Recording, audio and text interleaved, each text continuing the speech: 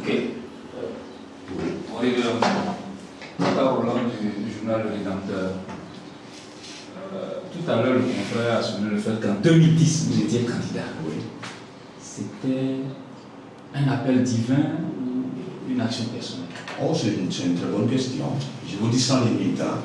C'est un appel divin. Et je veux que ce soit clair et écrit noir sur blanc. C'est depuis 1985 que le Seigneur, j'étais aux États-Unis. Je suis dans les Antiques aux États-Unis, en Philadelphie. Et ceux qui sont passés me connaissent. Je travaille à plein temps avec Bell Atlantic, donc des sociétés de télécommunications que les gens connaissent aujourd'hui. Et en même temps, j'avais mon église. Donc pasteur à plein temps, et en même temps qui travaille. Et c'est en 1985 que le Seigneur va dire à son serviteur, comme j'ai envoyé mon serviteur Moïse pour libérer le peuple d'Israël de la main oppressante de Pharaon, fils, je t'envoie faire le même. Bâtis mon église. Ce sont des choses personnelles que je vous fais découvrir aujourd'hui. Quand nous avions entendu cela en 1985, nous avions commencé à courir. Je sors de l'école du pasteur Glao, pour ceux qui connaissent Jean Glao, je sors de son école, je sors de l'église de Réveil. Quand nous avions entendu cela en 1985, nous avons cru qu'il fallait aller commencer à évangéliser, à bâtir des églises. C'est comme ça que l'église comprend généralement les messages. Et au fur et à mesure, pendant que nous étions aux États-Unis, que nous avons commencé à étudier la Constitution, militer à travers le Full Gospel Businessman Fellowship aux États-Unis, avec des hommes politiques qui ont commencé à nous appeler et qui, en fait, avaient des difficultés à trouver des solutions idoines. On connaît tous l'histoire du président de la République, Bill Clinton. Hein. Donc, il y avait tous ces problèmes-là et ces hommes d'État voulaient, si tu veux, la solution des hommes de Dieu, mais une solution spirituelle, même politique. Ok? L'homme de Dieu aime toujours prier, mais le mécanisme, après la prière, pour réhabiliter quelqu'un ou bien pour lui donner une solution réelle, souvent nous n'avons pas, ça dépend de la sagesse. Donc, quand nous avons reçu cela, quand nous avons parlé avec ces gens, nous avons compris que nos injonctions ont commencé à être prises en considération. C'est là que nous sommes retournés pour voir, mais attends, Dieu avait dit telle chose. Peut-être que ce n'était pas pour construire les églises, mais c'était plutôt pour hisser l'église sur la scène politique et assainir cette scène politique. C'est de là que c'est venu. Bien sûr, donc depuis 1985, j'ai dû déposer mes bagages en 1998 lorsque le Seigneur m'a dit lève-toi, ton pays va connaître des jours difficiles, je veux que tu rentres. Croyez-moi, je suis rentré avec une seule valise, j'ai dû laisser ma société, j'ai dû déposer tout, et j'ai dit à mon épouse, tu restes, j'ai dit à mon... vous me demandez quelque chose qui va prendre un peu de temps, mais je le dis quand même, c'est important. Donc je lui dis à mon directeur de cabinet qui était donc dans notre cabinet FLM, Feeders Line Ministry, qui s'appelle Bamba, il est aux Assemblées de Dieu, il est encore aux États-Unis. Je vous dirai les noms, ce sont des gens qui existent. Je lui dis, toi tu vas en Côte d'Ivoire, comme le Seigneur nous dit de nous apprêter de retourner en Côte d'Ivoire en 98 et qu'il y aura quelque chose qui va se passer, je ne sais pas en quelle année, il nous parle en 98, mais il dit, il faut rentrer au pays. Donc je lui dis, toi il faut aller et nous allons te soutenir financièrement. Il a dit, non, c'est à toi que Dieu a parlé, il faut y aller. Bon, des prophètes sont venus attester, pour dire, Dieu est en train de t'appeler sur la scène politique. Nous te voyons avec les rois, nous te voyons avec des présidents. Écoute, lève-toi et va. Mais ça, si ce sont des Ivoiriens qui me disent ça, je dis bon. Mais ce sont des Blancs ou des Noirs américains qui me disent ça. Parce que je sais en chambre quand j'ai fini de prier. Et donc, nous avons pris la chose en considération. Nous sommes appelés et nous avons laissé tout ce qu'on peut appeler réussite aux États-Unis. Pour ceux qui nous connaissent, demandez à Marcel, Agnès Marcel, demandez à Bamba, ils sont encore aux États-Unis. Nous avons laissé tout, nous avons claqué tout. Et nous sommes venus en Côte d'Ivoire. C'est quand nous sommes arrivés ici, en 1999, que le Seigneur va parler de façon audible pendant que je faisais la dévotion avec mon épouse. Il dit, dans les 7 mois, c'est-à-dire en décembre, Bédier va perdre le pouvoir. Nous avions cru donc intervenir pour aller parler à la classe PDC, pour aller parler au président Bédier. Ça a été très difficile. mais quand même, nous avons pu rencontrer son entourage, son cabinet. Je peux donner des noms. Au 23e, 24e étage de l'hôtel Ivoire, nous sommes rencontrés. Nous leur avons dit ce qui allait se passer. Ils m'ont dit, révérend, tu as perdu les pieds parce que tu as trop viré aux États-Unis. Écoute, c'est un pays de paix, rien n'arrivera. Nous sommes des bossoniers. J'ai vu ce qu'ils ont dit. Ils ont rigolé, ils m'ont servi à manger, on a mangé, nous sommes séparés. Mais quand nous sommes séparés, on était déjà au Ouagaougou. On m'a appelé pour faire une conférence sur ce qu'on appelle la jurisprudence des ordinateurs, des NTIC à l'époque. Et quand je finis donc cette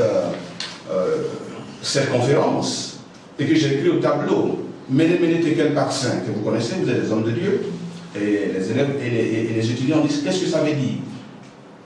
J'ai dit, effectivement, j'ai expliqué ce que ça veut dire, je n'ai pas besoin de revenir sur ça.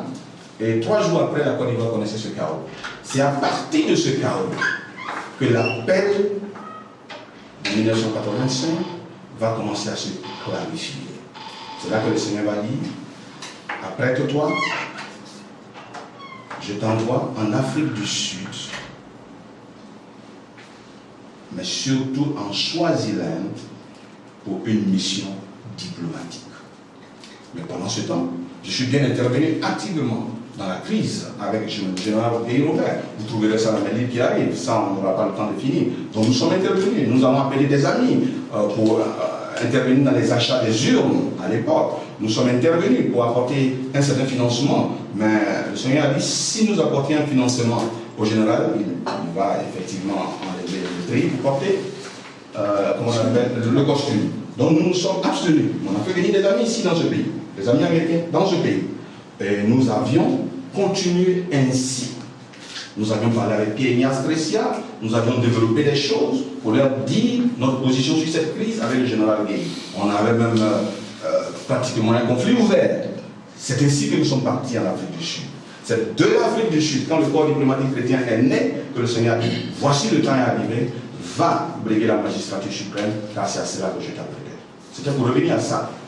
Donc c'est un appel divin. Alors, moi, je répondis sur la question. Oui. Dieu vous recommande. Oui. Vous présentez à l'élection présidentielle de 2010. Oui. Et puis vous perdez. Oui. Difficile à expliquer. Non, c'est très facile. C'est très facile. Dieu a appelé Moïse, hein, je m'en souviens très bien. Et il est allé, on lui a dit, toi, qui t'a demandé de. Qui t'a établi sur nous? Vous connaissez le livre de Genèse? Oui. Il a dit, je ne vais pas. On dit, non, on va te donner tout ce qu'il faut. On lui a donné son frère, Aaron. Il est parti. Comme les hommes le font, et on dit, fous-nous la paix. Il est revenu voir Dieu. Dieu lui dit, retourne. Et il a persévéré. Il est allé. C'est ce Moïse qui a amené le peuple à la terre promise. Bien sûr, il va mourir. Oui, malheureusement, il va mourir à cause de la pression du peuple. Et Josué, mais il serait le Père qui aura conduit ce peuple, oui, à la terre promise. Donc, et je reviens sur la même lancée pour dire, même le Seigneur Jésus, quand Dieu l'a appelé pour venir en Israël, il était en Israël quand il disait que je suis le Messie. Les gens déchiraient leurs robes, même les sacrificateurs déchiraient leurs robes pour dire ce que tu dis, c'est pas possible, Dieu ne peut pas t'envoyer. Mais même je te prends toi-même bien en face de moi. Il y a des choses que Dieu t'a dit de faire, et puis tu as regardé, tu n'as pas voulu faire. Ou tu es allé faire, et tu as eu des difficultés. Et puis tu es revenu, et Dieu a dit, va, continue. Parce que avec Dieu, ce n'est pas l'absence des difficultés. Non. Et comme je le dis, Moïse a réussi, Jésus est venu, ils l'ont crucifié, mais après on reconnaîtra plus tard que ce type était véritablement le Fils de Dieu, que ce Moïse était véritablement l'homme de Dieu. Donc, oui, quand cette situation est arrivée, quand nous sommes présentés, nous en tant qu'intellectuels et êtres humains, nous voulons gagner. Parce que si Dieu nous appelle, c'est qu'on gagne. Mais je voudrais que ce soit clair pendant que nous y sommes. Nous venons dans un système démocratie. On est d'accord? Où Dieu choisit un David du temps théocratique. Et puis les hommes disent non, nous voulons un Saül. C'est pas ça? Ça existe, ça ok. Et Dieu dit, il n'y a pas de problème. Samuel allait pleurer, il a dit, Dieu dit non, c'est pas de toi qui s'agit, c'est moi qui ne veux pas. Mais moi, mon candidat, il va attendre. Dieu dit, c'est lui que vous voulez? Il n'y a pas de problème. Mais quand ça va chauffer, ne retournez pas vers moi. Ils ont pris Saül, ils ont dit, nous voulons un roi comme les autres nations. La comparaison vis-à-vis des autres nations, c'est faire un nom. Ils ont pris Saül. Et Dieu a même, j'allais me dire mieux, Dieu a même approuvé Saül.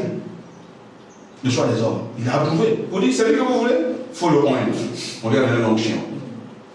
Et puis finalement, on s'est rendu compte qu'après 40 ans, Saül va être déjà déchu, mais Dieu va le laisser faire 40 ans. Il était déjà déchu, puis Dieu va le laisser faire 40 ans. Il fait les 40 ans, et tout le monde est fatigué, tout le monde crie à l'Éternel, et l'Éternel dit, mais j'avais choisi quelqu'un qui s'appelle David, vous n'avez pas voulu. Donc ce n'est pas parce que les hommes, dans leur jeu, puisqu'ils veulent se prendre en compte eux-mêmes, Dieu va intervenir. Quand Dieu dit, je mets devant toi la vie et la mort, il ne s'arrête pas là, il dit choisis la vie, tu vas vivre. Mais si tu veux la mort, tu choisis la mort, il te regarde, tu vas mourir. C'est pas compliqué ça. Donc Dieu a envoyé son serviteur, effectivement, je ne recule pas devant ce message. Et finalement, les gens ont choisi ce qu'ils voulaient choisir. Et vous et moi, nous croyons tous que le résultat est partant. Donc je suis serein, j'attends toujours. Il y a eu 3000 morts dans ce pays. Ce n'est jamais arrivé. Si ça, c'est la preuve de Dieu, alors non, c'est pas ce que je sais.